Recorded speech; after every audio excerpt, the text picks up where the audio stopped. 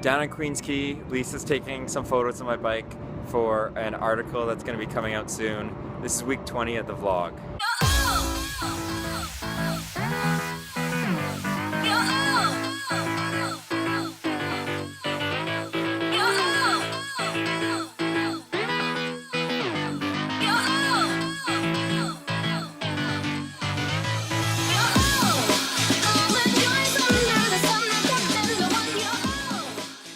This week I'm going to talk about Kona, specifically some lessons that I've learned over the last 2 years when I've done 2 Ironman races and been able to win my age group at both of those races. And although I've never actually taken the spot to actually race in Kona, which that can be a topic for a whole nother vlog, I do think that the lessons that I've learned can really help anyone who is trying to qualify but hasn't quite been able to break through yet. First of all, don't sell yourself short. I hear people say all the time that they don't have the genetics or they're not nearly as talented as the people who are winning their age groups and going to Kona. Well, nobody was exactly raving about just how talented or genetically gifted I was when I did my first Olympic distance triathlon in 3 hours and 50 minutes, when I did my first marathon in just under 5 hours.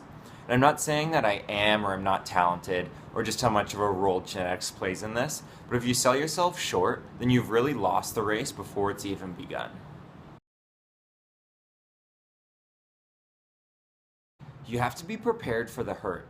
You might have seen the video of Lionel Sanders when he was crying at the end of a trainer workout, or there's a video I put up about a month ago on Instagram when Lisa was yelling and grunting. She was trying to get through her VO2 max intervals. And I'm not trying to over-romanticize the idea that the person who suffers the most is the toughest person and they're gonna win all the races. But you do have to go to those dark places in your training so that you're prepared for when that rolls around in a race. Because no matter who you are, the tail end of that Ironman marathon, it's gonna hurt. So by pushing yourself and going to those dark places in training, you're familiar with what it feels like and you're more prepared for when it comes on race day.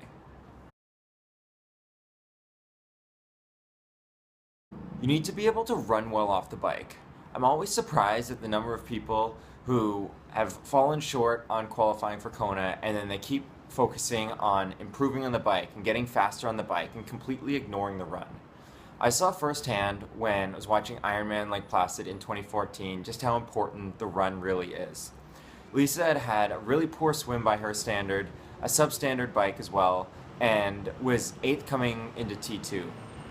She had a really strong run and was able to run herself up into 3rd place. And that's when I really noticed that there's only so much time to be gained or lost on the bike, but really there's huge chunks of time that can be made up or lost on the run. So by being able to run well off the bike, you can be competitive in almost any age group field. I think people set their sights too low when they're aiming to qualify for Kona. I think people should look to win their age group. Far too often, I hear people mention that so-and-so did whatever time in order to come in 4th place and there were 4 spots, so now I'm going to train to be able to do that time as well, so then next year I can go to Kona. The reality is that it just doesn't work like that, and that sort of mentality, it doesn't really give you any margin for error. The mind is such an incredibly powerful tool. Anyone who's done any sort of long distance events know that. So if you set yourself a much loftier goal, then you're likely going to push your body much harder and be able to get a lot more out of yourself. It's what I did when I did Ironman Canada in 2015. I looked up what the time was to win my age group in 2014 and came up with a plan to beat it. So when I did my first Ironman, I did just under 11 hours. And then when I came to doing Ironman Canada in 2015, my goal was 9 hours and 45 minutes. It was a lofty goal by a lot of people's standards, but I was able to accomplish that, and I do think that setting that lofty goal was the reason why I was able to accomplish it. Don't blame your equipment. Very rarely does your bike or any of your equipment make the difference between whether you're able to qualify for Kona or not. I'm not saying that you shouldn't try and optimize your setup to get as much speed out of it as possible, but when you put too much focus on what the equipment is that you do or don't have, then you end up really focusing on the wrong things, and it takes your focus away from what you should really be thinking about, which is having the best race that you're capable of. I apologize to anyone who watched this video hoping that I was going to give you a specific formula or say you do this workout and you're going to be able to qualify for Kona. I do hope that this video can help someone who is on the cusp, who's trying to break through. If you like what you see, please click the subscribe button down below, and until next time, happy training! Oh, this you crazy mother...